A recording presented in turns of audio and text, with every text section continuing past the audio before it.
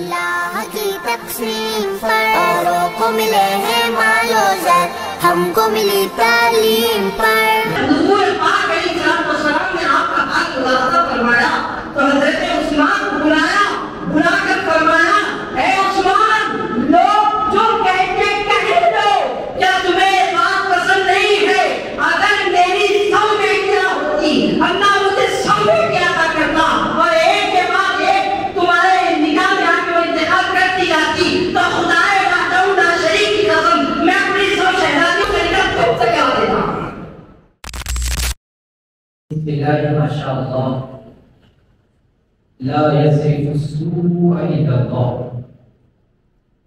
بسم اللہ ما شاء اللہ ما كان من نعمة فمن اللہ، بسم اللہ ما شاء اللہ لا حول ولا قوة الا باللہ، الحمد للہ رب العالمین،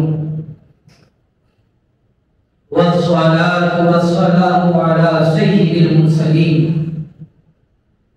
وعلى آله وصحبه أجمعين ومن تبعهم بإحسان إلى يوم الدين، أما بعد، قال الله تبارك وتعالى في القرآن المجيد والفرقان الحميد، محمد رسول الله والذين معه أشداء على الكفار رحماء بينهم تراهم ركعا سجدا يبتغون، صدق اللہ العظیم۔ جب حسن تھا ان کا جلوہ نما، انوار کا عالم کیا ہوگا، ہر کوئی فدا ہے بن دیکھے، دیدار کا عالم کیا ہوگا۔ ایک سمت علی، ایک سمت عمر، صدیق ادھر عثمان ادھر، ان جگمگ جگمگ تاروں میں مہتاب کا عالم کیا ہوگا۔ جس وقت خدمت میں ان کی ابوبکر و عمر عثمان و علی، جس وقت خدمت میں ان کی ابوبکر و عمر عثمان و علی، اس وقت رسول اکرم کے دربار کا عالم کیا ہوگا۔ اس وقت رسول اکرم کے دربار کا عالم کیا ہوگا۔ محترم و مکرم عزیز سامعین کرام، السلام علیکم ورحمۃ اللہ وبرکاتہ۔ حضرات، ابھی میں نے جس آیت کریمہ کی تلاوت کا شرف حاصل کیا ہے، اللہ رب العزت اس آیت مبارکہ میں اپنے نبی پاک علیہ السلام کی رسالت کی خبر دے رہا ہے، اور ساتھ میں آپ علیہ السلام کی جانسار صحابہ اکرام کا ذکر جمیل فرما رہا ہے، ان کے اوصاف کا تذکرہ فرما رہا ہے۔ چنانچہ دیکھیں آیت کا ترجمہ یہ ہے، محمد صلی اللہ علیہ وسلم اللہ کے رسول ہیں، اور جو آپ کے ساتھ ہے وہ کفار پر نہایت سخت ہے اور آپس میں بڑے مہربان ہیں۔ تم انہیں رکوع و سجود کرتے ہوئے اللہ کا فضل تلاش کرتے ہوئے پاؤ گے، اور کثرت سجود کی علامت ان کے چہرے سے حیا ہوگی۔ یہ آیت کا ترجمہ ہے۔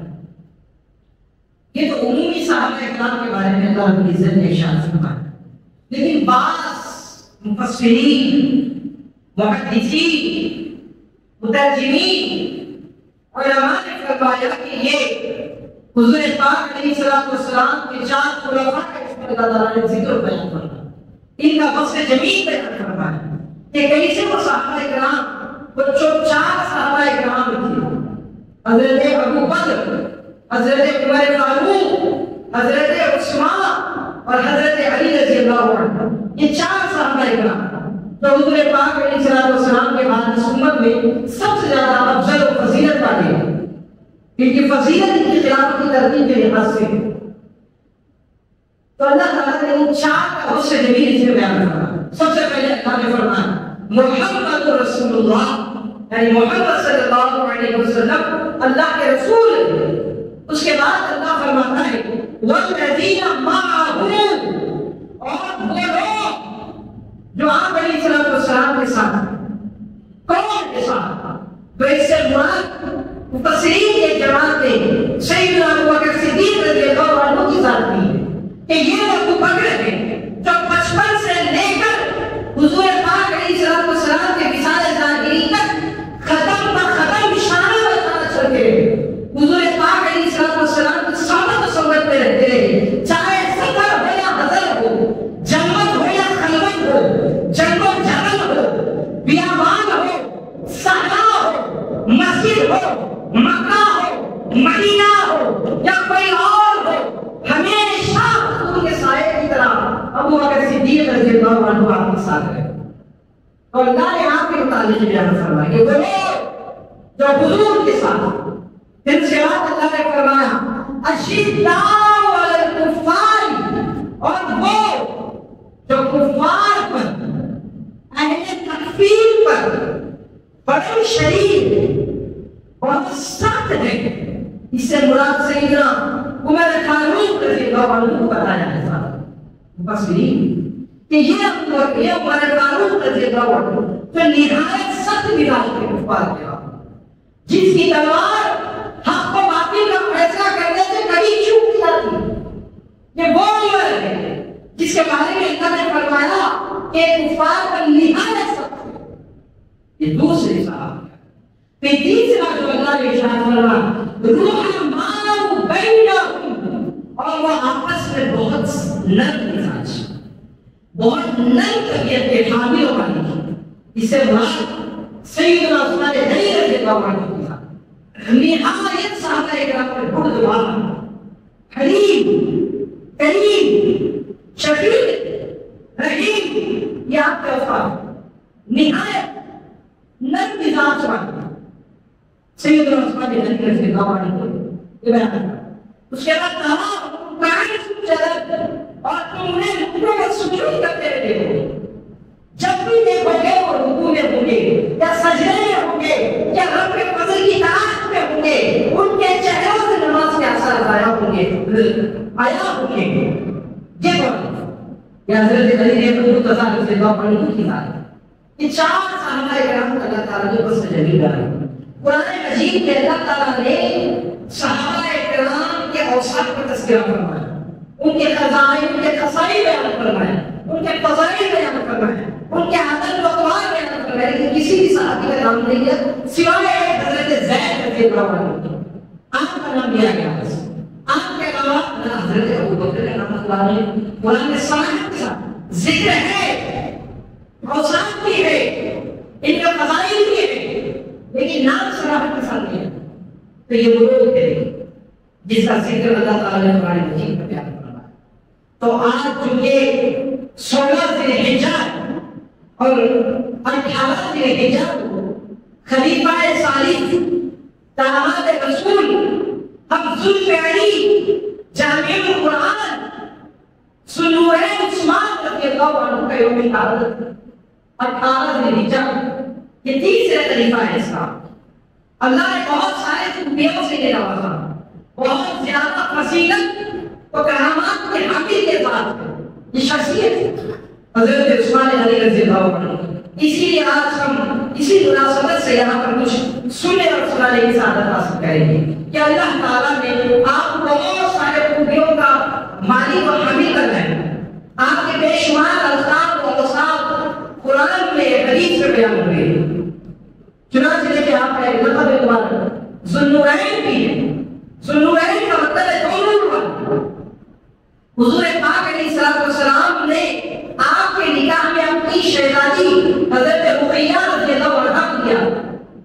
حضرت رقیہ یا آپ کی زوجہ محترمہ رقیہ محترمہ آپ کے نکاح میں آپ کی شریک حیات جب تک اللہ کو منظور تھا آپ باقیات نہیں، لیکن جب جنگ بدر کا موقع آیا تو آپ کا وصال ہوا۔ یہاں پر جنگ کی فتح کی، جنگ کی جیت کی تیاریاں ہو رہی تھی، یہاں پر فتح کا جشن منایا جا رہا تھا مقام بدر میں، لیکن مدینہ منورہ میں آپ حضرت عثمان رضی اللہ عنہ، حضرت رقیہ رضی اللہ عنہ کا جنازہ اٹھا رہے ہیں، تو آپ کا وصال ہو گیا۔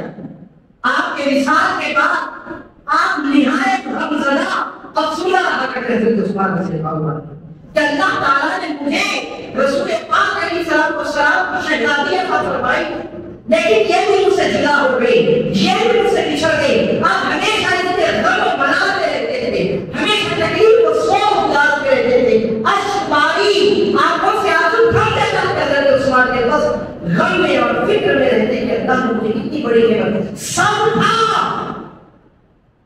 مال کی فراوانی، جائیدادوں کی کثیر تعداد، لیکن دیکھیں ایک اچھی بیوی کے چلے جانے سے شوہر پر جو حزن طاری ہوتا ہے، جو غم طاری ہوتا ہے، حضرت عثمان غنی نے بتایا کہ تمہارے پاس بھلے کوئی کیا کیا ہو، لیکن جب تمہارا جیون ساتھی، جب تمہارا شریک حیات اگر چلا جائے تو دنیا بھی تمہیں تاریخ نظر آتی ہے، یہ دنیا بھی تمہارا دل نہیں بیٹھاتی۔ حضرت عثمان ہمیشہ گریہ زاری کے راہ کرتے تھے۔ جب حضور پاک علیہ السلام کو معلوم ہوا کہ میرے عثمان بڑے رنجیدہ، تو حضور پاک علیہ السلام نے ان کے بعد پھر اپنی شہزادی حضرت ام کلثوم رضی اللہ عنہا کا نکاح آپ سے کرا دیا کہ عثمان تم غمزدہ نہ ہو، تمہارا غمگین ہونا بھی مجھے غم میں مبتلا کرتا ہے، لہٰذا میں تمہیں اپنی دوسری شہزادی عطا کرتا ہوں۔ دوسری شہزادی سے آپ کا نکاح کرا دیا گیا۔ پھر یہ بھی آپ کے ساتھ زندگی بسر کر رہی تھی، زندگی میں آگے آپ کے ساتھ بڑھ رہی تھی، لیکن پھر 6-7 ہجری آپ رضی اللہ عنہ کا وصال بھی ہو گیا۔ آپ کی ہی حیات میں حضور پاک علیہ السلام کی 2 شہزادیوں کا انتقال ہو گیا۔ اب یہ انتقال ہوتا تھا، لوگوں میں آپ کے بارے میں چھیڑا ہونا شروع کر دیا، لوگوں نے بڑا بھلا کہنا شروع کر دیا کہ عثمان کتنا منحوس ہے، اللہ اکبر، یہ کتنا منحوس نبوت والا ہے کہ حضور کی 2 شہزادیاں اس کی نگاہ تک کے انتقال کر دیا۔ ایسی بات مدینے میں مسلمانوں کے صفوں میں ہونا شروع ہو گئی کہ عثمان کا حال دیکھتے یہ کتنا منحوس ہے کہ ان کے نکاح میں رہتے ہوئے حضور کی 2 شہزادیوں کا انتقال۔ یہ سن کر حضرت عثمان کا غم اور بڑھ گیا، دل کی بے چینی میں اور اضافہ ہو گیا، شریف آپ جیسے غم میں مبتلا ہوئے۔ اس پر جب حضور پاک علیہ السلام نے آپ کا حال ملاحظہ فرمایا تو حضرت عثمان کو بلا کر فرمایا، اے عثمان، لوگ جو کہتے کہہ دو، کیا تمہیں بات پسند نہیں ہے؟ اگر میری سو میں کیا ہوتی، اللہ مجھے سو میں کیا تھا کرنا، اور ایک کے بعد ایک تمہارے نگاہ میں آ کے وہ انتخاب کرتی جاتی، تو خدائے وحدہ شریک کی قسم میں اپنی 100 شہزادیوں کا نکاح تم سے کروا دیتا ہوں، میں اپنی 100 شہزادیوں کو تمہارے نکاح دیتا ہوں۔ یہ تو مقدرات ہے، جینا مرنا اللہ کے ہاتھ میں ہے، وہ جب تک چاہے جس کو زندہ رکھے، وہ جب چاہے کہ جسے اپنے پاس بلا لے۔ یہ تو میری 2 شہزادیاں تھی جن سے میں نے تمہارا نکاح کرایا، اگر اللہ نے مجھے 100 روپے کیا دیتی، ایک کے بعد ایک تمہارے نکاح میں دے دیتا۔ یہ اس کو کہتے ہیں کریکٹر، اس کو کہتے ہیں بلند کردار۔ تو حضور پاک علیہ السلام نے ارشاد فرمایا تھا، خیرکم خیرکم لیاقتکم، کہ تم میں سب سے بہترین، سب سے اعلیٰ شخص، سب سے اچھا نہایت پاکیزہ شخص وہ ہے جو اپنے گھر والوں کے ساتھ نشہ ہوتا ہے۔ اب ان سے بڑھ کر اچھا کر ہوگا بتائیں؟ آپ میں بھی بہت سارے باپ ہیں، آپ حضرت میں بھی بہت سارے خسر ہیں، آپ بتائیے کہ اپنے داماد دوسری بیٹی دینے باپ راضی ہوں گے؟ دے پائیں گے اپنے داماد کو دوسری بیٹی؟ نہیں۔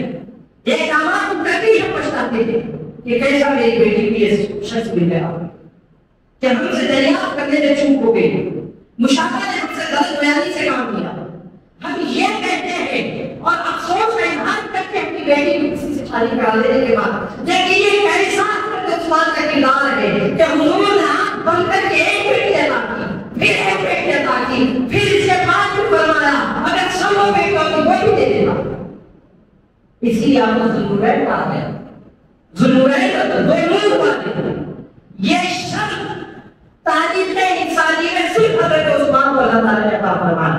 آدم علیہ السلام سے لے کر حضور پاک علیہ السلام تک جتنے انبیاء و مرسلین آئے ہیں, کسی نبی نے بھی کسی ایک مومن کے ساتھ اپنی دو بیٹوں کو نکاح نہیں کرا.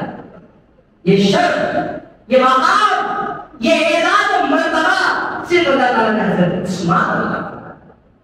یہ بلندی شان, اتنا اعلیٰ کردار آپ کا. سخاوت کی کیا کہیں, آپ سخاوت کا کیا کہنا, آپ کی حیا کس کو دیکھ سکتے, اتنی حیا کہ حدیثوں میں آتا ہے کہ حضور پاک علیہ السلام نے ارشاد فرمایا, حضور دعائیں کرتے تھے حضرت عثمان کی. چنانچہ کہ آپ کی حیا کا یہ عالم تھا کہ جس وقت سے آپ حضور پاک علیہ السلام کے دست اقدس پر اسلام قبول کر بیٹھ گئے, اس کے بعد سے آپ تو اس ہاتھ سے اپنی شرمگاہ کو ہاتھ نہیں لگا, چھوا تک نہیں کہ میرے اس ہاتھ کو حضور کے ہاتھ میں تھا, میرے یہ ہاتھ کو حضور کی قدم دست رسی کی. آپ نے کبھی اس بات کو جیسو اپنی شرمگاہ کو نہیں لگا. آپ کے بارے میں آتا ہے کہ آپ کبھی بھی پورا برہنہ کرنے لگا, اپنے آپ سے بھی اتنی حیا کرتے کہ کبھی بھی آپ اکیلے میں بھی پورے برہنہ ہو کر حیا نہیں کرتے.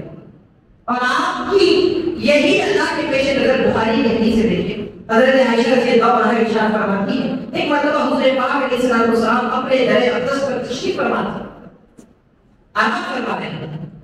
حضرت ابوبکر رضی اللہ عنہ تشریف لائے اور حضور پاک علیہ السلام لیٹے ہوئے استراحت کی حالت میں.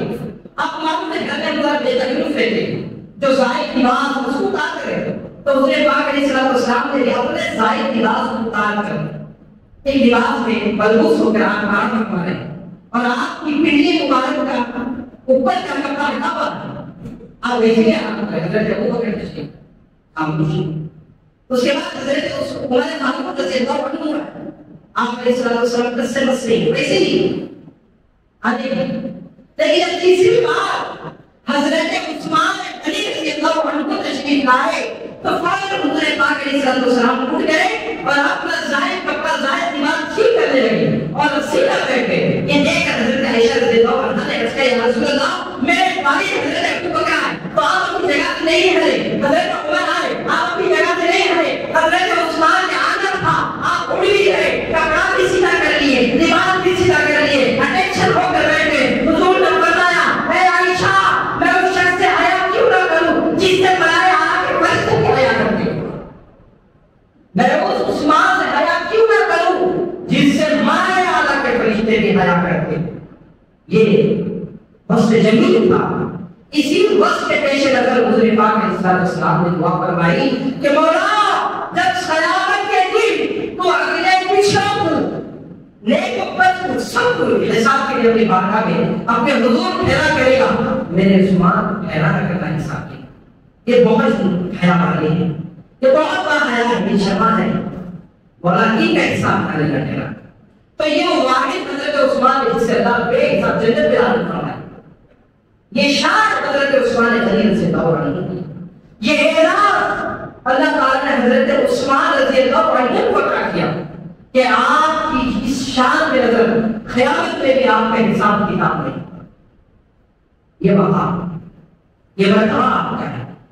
یہ بھی کتنے آپ کے فضائل پر جاتے, کتنی آپ چیزیں پر آپ معلوم ہو کہ حضرت عثمان رضی اللہ عنہ چوتھے شخص پہ اسلام قبول کرے.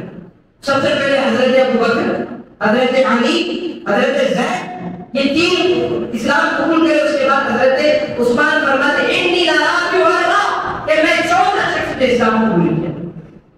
اسلام قبول کرنے والوں میں چوتھے نمبر پر آنا تھا.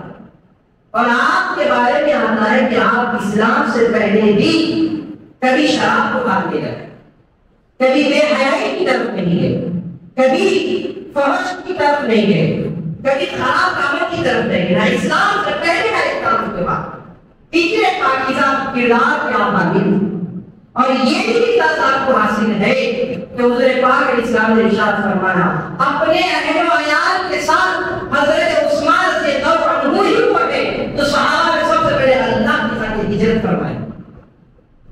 ہجرت کا مطلب ہے اپنا سب کچھ چھوڑ کر اللہ کے لیے نقل مقام کر لینا. اپنا سب کچھ چھوڑ دینا، اپنی پراپرٹی چھوڑ دینا، اپنا بزنس چھوڑ دینا، اپنا گھر بار چھوڑ دینا، اپنی بہن بہن چھوڑ دینا، سمندروں کے نام پر چھوڑ کر اللہ کی خاطر اپنے ملک کو چھوڑ کر اپنا کو چھوڑ کر چلے جانے کی ہجرت ہے۔ یہ بہت اونچا مقام ہے، یہ بہت اونچی بات ہے۔ اور بزرگ فرماتے ہیں کہ حضرت سیدنا لوط علیہ السلام کے بعد اگر کسی نے ہجرت کی اللہ کے نام پر اللہ کی رضا کی خاطر اپنے اہل و عیال کو لے تو حضرت عثمان۔ دو مرتبہ کی ہجرت، پہلی مرتبہ مکے سے حبشہ، دوسری مرتبہ حبشہ سے مدینہ۔ یہ کتنی خوبیاں ہیں اللہ تعالیٰ نے آپ کو عطا فرمائی، بے شمار خوبیاں۔ آپ کا ایک وصف جمیل غنی بھی، آپ جب بھی نام سنیں گے تو بغیر نام غنی کے نہیں سنیں گے۔ آپ جب بھی حضرت عثمان کا نام سنیں گے یا پڑھیں گے تو حضرت عثمان غنی پڑھیں گے۔ حالانکہ نام تو عثمان تھا لیکن یہ غنی لقب ہے جو ہمیشہ آپ کے نام کے ساتھ وابستہ اور منسوب ہو۔ تو عثمان غنی، غنی کا مطلب کیا ہے؟ غنی کا مطلب سب سے زیادہ مالدار، سب سے زیادہ تمنگر، سب سے زیادہ بینک بیلنس والے کو غنی کہتے ہیں۔ آپ یہ صحابہ میں صرف حضرت عثمان کا نام سنیں، بلکہ اگر میں کہوں ابتداء اسلام سے لے کر آج تک اور آج سے لے کر صبح قیامت تک کسی کے نام کے آگے غنی لگتا ہے تو صرف حضرت عثمان۔ آپ دیکھیں ایسا نہیں کہ مالدار اور نہیں، بہت مالدار، بڑے بڑے بادشاہ ہیں، آدھی آدھی دنیا پر حکومت کرنے والے ہیں، پوری دنیا کو اپنے قبضے میں لینے والے، لیکن ان کو غنی نہیں کہتے۔ ایسا نہیں کہ صحابہ کرام میں اور کوئی مالدار نہیں، آپ سے ہٹ کر بھی بہت زیادہ متمول لوگ، مال والے لوگ، حضرت عبدالرحمن بن عوف بھی تھے، دیگر صحابہ کرام مال والے تو بہت تھے لیکن غنی صرف حضرت عثمان۔ آپ کے علاوہ کسی کو غنی نہیں کہا گیا، کیوں؟ وہ اس لیے کہ آپ نے اسلام کی خاطر اپنی جتنی دولت لٹائی ہے اللہ کی راہ میں خرچ کی اتنا کسی نے نہیں۔ حضرت عثمان رضی اللہ عنہ اتنا آپ نے اسلام کے نام پر سب کچھ اپنا بانٹ دیا۔ جب مسلمان ہجرت کر کے مدینے کو تشریف لائے تو مدینے میں میٹھا پانی لے کر مسلمان کیے، کھانا پانی تھا، پیاز کچھ دیا تھا، حضرت گھٹے ہی نہیں پڑتے۔ صحابہ آ کر ہنسنے لگے، یا رسول اللہ ہمارے لیے پینے کے لیے پانی نہیں، یہاں کا پانی بڑا کھارا ہے، یہ پیا نہیں جاتا، یہ گلے سے نیچے نہیں ہوتا۔ لیکن مدینے سے 4 کلومیٹر پہ بیر روما جو ایک یہودی کا کنواں، وہ کنواں کا پانی میٹھا، لیکن وہ پانی وہ یہودی بہت قیمت کے عوض دیتا تھا۔ اور یہ صحابہ جو اپنا سب کچھ لٹا کر آئے ان کے پاس ابھی کچھ بھی ہے تو پانی خرید کے پینے کے پیسے، یا رسول اللہ پانی کے پیسے نہیں ہیں۔ تو حضرت حضور پاک علیہ السلام نے شخص بلا کر کہا کہ تم اگر ہمارے مسلمانوں کے دعا دے دو گے ہم تمہیں جنت کی بشارت دیں گے۔ اس نے کہا کہ میری کمائی کا ذریعہ یہی ہے، اگر میں یہ دے دوں گا تو پھر میں کیا کروں گا، میرے بچے کیا کریں، میں نہیں دے سکتا۔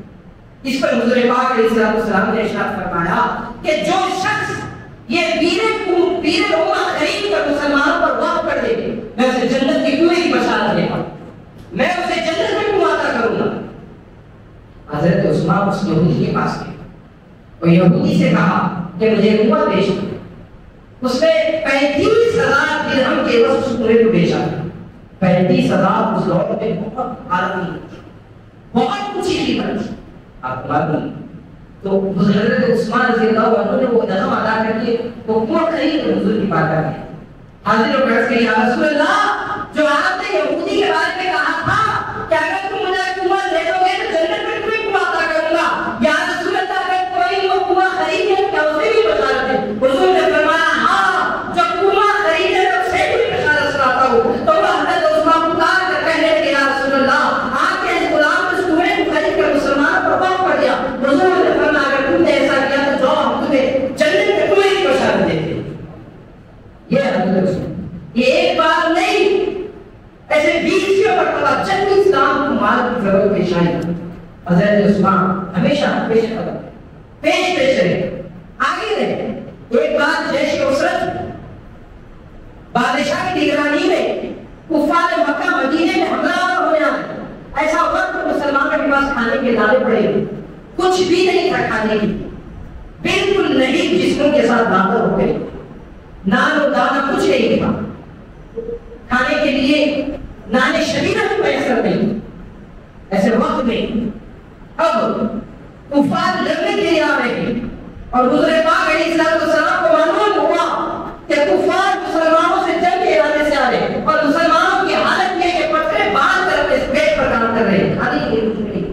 حضور دعا کرتے مولا اگر یہ مسلمان آج ختم ہو جائے تو صبح قیامت تک تیرا نام لینے والا آپ ہے۔ تو اب حضور فرماتے ہیں کوئی مسلمانوں کی امداد کرنے والا، مسلمانوں کی مدد کرنے والا؟ تو حضرت عثمان یہ سن کر کہنے لگے یا رسول اللہ میں 100 اونٹ مال سامان کے آپ کی راہ میں خرچ کرتا ہوں، 100 اونٹ میں آپ کو دینے کے لیے راضی۔ حضور پاک علیہ السلام خوش ہو گئے، خوش ہو کر فرمایا کوئی اور ہے جو اسلام کے لیے مسلمانوں کے لیے کچھ دے اللہ کے نام پر؟ اور پھر حضرت عثمان اٹھ گئے، اٹھ کر کہنے لگے یا رسول اللہ میں 300 اونٹ مال ساز و سامان کے اللہ کی راہ میں خیرات کرتا ہوں۔ یہ سن کر پھر حضور پاک علیہ السلام نے فرمایا ہے کوئی جو اسلام کے نام پر کچھ دینا چاہے؟ اس پر بھی حضرت عثمان تیسری بار اٹھ گئے، اٹھ کر کہا یا رسول اللہ میں 500 اونٹ ساز و سامان کے ساتھ اللہ کی راہ میں دینے کے لیے تیار ہوں۔ یہ سننا تھا حضور پاک علیہ السلام منبر سے نیچے تشریف لائے اور لا کر خوشی کے عالم میں فرمائے اے عثمان تم سے اللہ ایسے راضی ہے آج کے بعد تم جو چاہو تو تم سے پوچھ نہیں۔ یہ حضرت عثمان بلکہ ایک روایت میں آتا آپ رضی اللہ عنہ نے 950 اونٹ غلے کے ساتھ اسلام کے لیے عطا فرمائے، 950 اونٹ اتنا سب کچھ آپ رضی اللہ عنہ نے جس کو اسلام کے نام پر دے دیا۔ یہ حضرت عثمان رضی اللہ عنہ تو سب کچھ دے، لیکن ان کی سیرت اتنی پاکیزہ اور اتنی سادہ تھی کہ آپ کے بارے میں آتا آپ جب کھاتے نہایت سادہ کھانا کھاتے، سرکہ اور زیتون کی طرح پڑا، ماں کی فراوانی ہے، جب کھاتے نہایت سستا کھانا کھاتے، لیکن جب کھلانے کی باری آتی تو آپ بادشاہوں کی طرح کھانا کھلاتے لوگوں، بادشاہ جو غذا کھاتے وہ غذا آپ لوگوں کو کھلاتے، لیکن خود سادے غذا کھاتے۔